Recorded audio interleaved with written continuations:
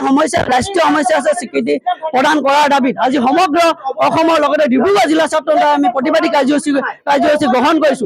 এই কাৰ্যসূচীৰ যোগেদি আমি ক'ব বিচাৰিছো যেতিয়া অসমত বানপানী হয় তেতিয়া কেৱল কেন্দ্ৰীয় চৰকাৰে বাজেটত কেৱল মাত্ৰ অসমৰ বানপানী ৰাজসাহায্য প্ৰদান কৰিবৰ কাৰণে কেৱল মাত্ৰ আশ্বাস প্ৰদান কৰে, কিন্তু অন্যান্য ৰাজ্যত গুজৰাট হওক বিহাৰ অন্যান্য ৰাজ্যত বানপানী হোৱাৰ লগে লগে হাজাৰ হাজাৰ কোটি টকা পেকেজ ঘোষণা কৰি সেই সমস্যা সমাধান কৰিবৰ কাৰণে চেষ্টা কৰে। গতিকে কেন্দ্ৰীয় চৰকাৰে এনেকুৱা মাহিয়াই দৃষ্টিৰে যি অসমক চাইছে তাক আমি কেতিয়াও অসমবাসী ৰাইজে বা সদৌ অসম ছাত্ৰ কেতিয়াও সহ্য কৰিব নোৱাৰো।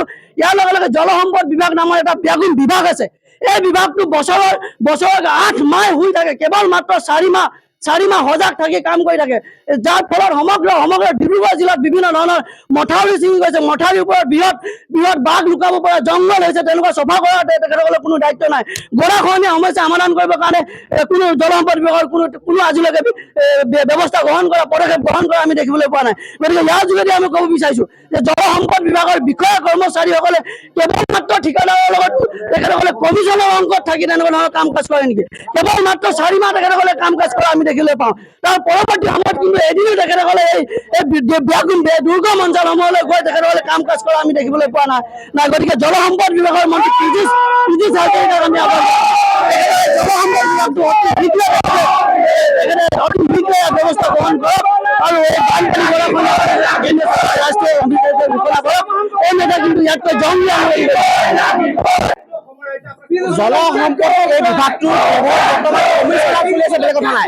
এই যিটো বিভাগ বাৰিষাৰ সময়ত তেওঁলোকে এটা সুবিধা আদায় কৰে, যেতিয়াই বানপানী হয় সেই সময়তে ভাল পেকেজ আহে আৰু ইয়াত থকা দালালি বিলাক যিবিলাক ইয়াত দালালি আছে, জলসম্পদ বিভাগৰ যিটো দালালি ইয়াত যিমান কমিশনাৰ অংক হয় ইয়াত থকা দালালি বিলাকে কৈ থাকে। জলসম্পদ বিভাগৰ যিবিলাক কৰ্মচাৰী আছে তেওঁলোকে দালালি লিপ্ত হয়, কাৰণ যেতিয়া বাৰিষা সেই সময়ত তেওঁলোকে মনত নাথাকে আৰু যেতিয়াই যিটো সময়ত খৰালি সময় এই সময়ত তেওঁলোকে আজি চাব বোলে ক'তো তেওঁলোকে বান ৰোধ কৰিবৰ কাৰণে কোনো ধৰণৰ ব্যৱস্থা গ্ৰহণ কৰে।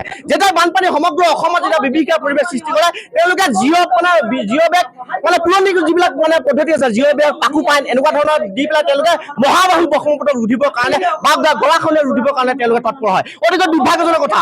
গতিকে কমিশনত চলাই থকা জলসম্পদ বিভাগটোৱে অতি শীঘ্ৰে এই বান যিটো সমস্যা এটা সমাধান কৰাৰ ক্ষেত্ৰত ব্যৱস্থা গ্ৰহণ কৰিব লাগে। আৰু বিশেষকৈ এটা কথা ক'ব বিচাৰিছো, ডিব্ৰুগড় চহৰখন অতিকৈ দুৰ্ভাগ্যজনক কথা। 37 নং ৰাষ্ট্ৰীয় ঘাইপথ খান্দি পেলাই বানপানী ৰোধ কৰাৰ ডিব্ৰুগড়ৰ সমান কোনো ঠাই অসমত দেখা নাই। 37 নং ঘাইপথ তেওঁলোকে খান্দিবলৈ বাধ্য হৈ যায় পানী ৰোধ কৰিবৰ কাৰণে, পানী উলিয়াই দিবৰ কাৰণে। লাজৰ কথা, চৰকাৰখনৰ লাজৰ কথা।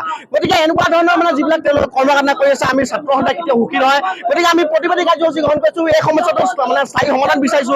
ৰাষ্ট্ৰীয় সমস্যা হিচাপে এই সমস্যাটো ঘোষণা কৰিবৰ কাৰণে আমি দাবী উত্থাপন কৰিছো। আমাৰ প্ৰতিবাদী কাৰ্যসূচী আৰু আমাৰ দাবী প্ৰতিটো সময়তে অব্যাহত থাকিব।